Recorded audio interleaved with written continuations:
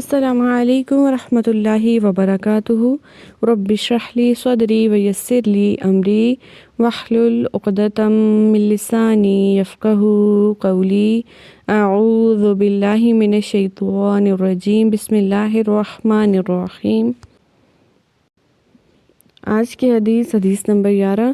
ہمارے پیارے نبی صلی اللہ علیہ وآلہ وسلم نے فرمایا، من غشنا فلیس منا، من غشنا فلیس منا، من غشنا فلیس منا۔ میرے ساتھ پڑھیں، من غشنا فلیس منا۔ جو ہمیں دھوکہ دیتا ہے وہ ہم میں سے نہیں ہے۔ یعنی دیکھیں دھوکہ دینے والے کے لیے کتنی بڑی سزا ہے کہ وہ مسلمانوں کی لسٹ میں سے ہی نکال دیا جاتا ہے۔ تو لہٰذا ہمیں اس بات سے سبق سیکھنا چاہیے کہ کسی کو بھی ہم کبھی دھوکہ نہ دیں، ٹھیک ہے؟ اور کوئی کسی کو دھوکہ دیتا ہے تو اسے بھی یہ بات بتائیں، یہ حدیث بتائیں تاکہ وہ بھی دھوکہ نہ دے، ٹھیک ہے؟ من غشنا فلیس منا، من غشنا فلیس منا۔